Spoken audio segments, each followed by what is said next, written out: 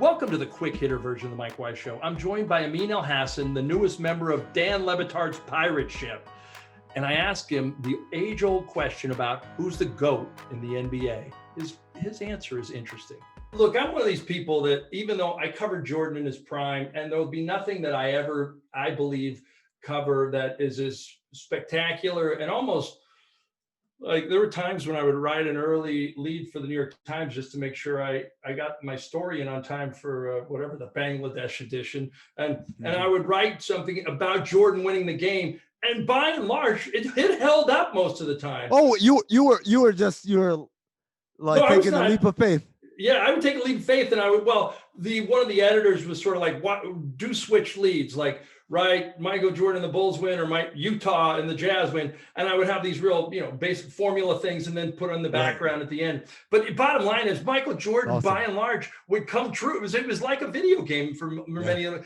And boy, man, if LeBron James wins one or two more titles, and he beats a team like Kyrie, James Harden, and Kevin Durant in the finals, and obviously AD could easily be the MVP of that series. But man, I got to start looking at. I got to start putting him. Like if he's not the greatest player of all time, and I know these Superman Batman arguments go on forever, I think he's got to be there.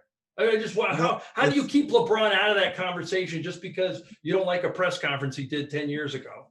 Now, Mike, you're older than me, so you remember this a lot clearer than I do. Yeah. But I remember when I thought Michael Jordan was the greatest player ever, and no one would ever come close. And people older than me were like, "What?" Magic Johnson went to the finals almost every year of his career. Yeah, Bird. How could you say da da da? And someone older would be like, "What?" Let me tell you what Oscar Robertson was doing. Yeah. And so every generation has their guy who they say unequivocally, this is the best player of all time. And you're nuts if you think this guy, the league is so easy now. The league is so easy now is something that's always, but Jordan didn't even play against anybody. Magic had to beat Bird, and he had to beat, like they list all the great teams that they had to play against, right? And then Jordan comes, and then it's like, Jordan, this guy, like, how could you even say that anyone's better than Jordan? LeBron, he had to team up with this or that, whatever. And so I'm of the school of thought that there is no such thing as the greatest player of all time. There are great players. There are players who definitely are greater than others, right? I feel very confident when I say LeBron James is in a different category than Clyde Drexler or Charles Barkley or Karl Malone, right? Who are great Hall of Fame, top 50 of all time players, right? Probably top 20, yeah. But I'm just saying officially known as top 50 of all time players. Right. But LeBron's better than them. Yeah. I don't lose sleep over that. But at the end of the day, it all comes into like these crusts, right? I would say Magic, Kareem, Michael, LeBron, Oscar, Wilt, and Russell. Those guys all bring a greatness to the table that you, depending on what you value, you might put this guy ahead of this one, or you might put that guy ahead of this one. And then there's a gap. And then the next crust is like Shaq, Karl Malone, Charles Barkley, Tim Duncan, Kobe Bryant, Rick Barry. Yeah, Bird wasn't in the conversation in that first one. Bird's on my Mount Rushmore.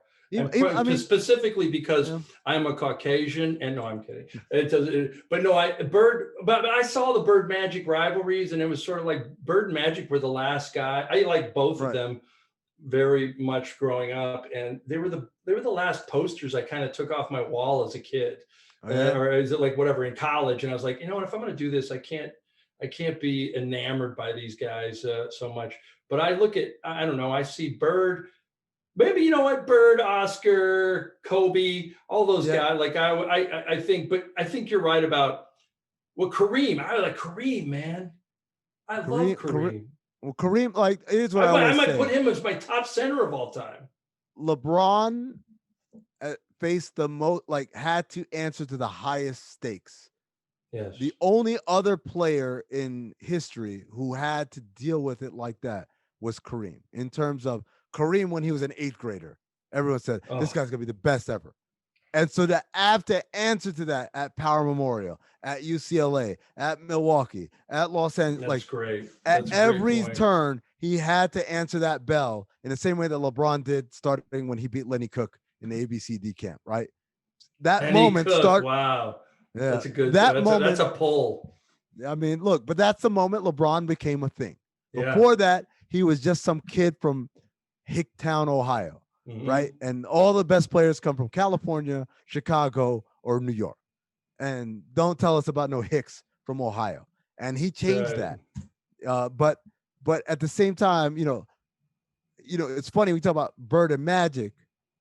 They were contemporaries, their peers. Yeah, Bird definitely should have been in that first tier, and I apologize for that. But the thing that made me think is that I know plenty of players who have played against Magic and played against Bird.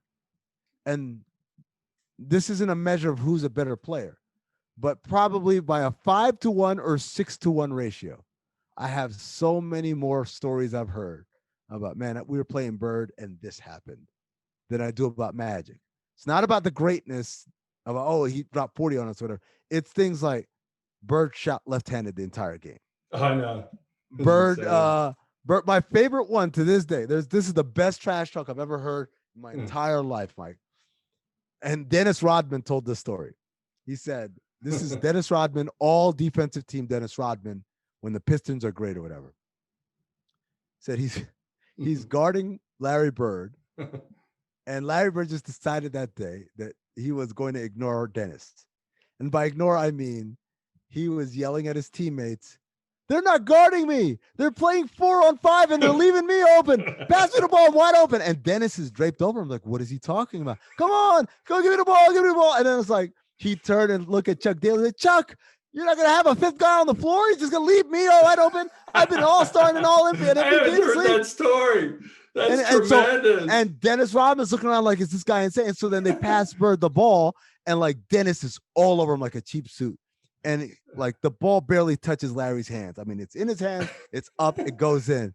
I said, who would have thunk it? They left me, Larry Bird, wide open, right?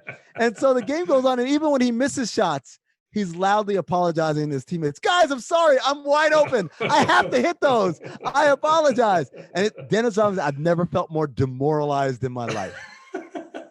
What I didn't acknowledge him. I mean, but that's like there's a million Larry Bird stories like that. Oh yeah. And I think that's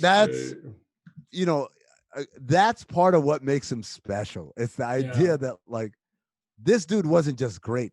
He was great and he let you know about it.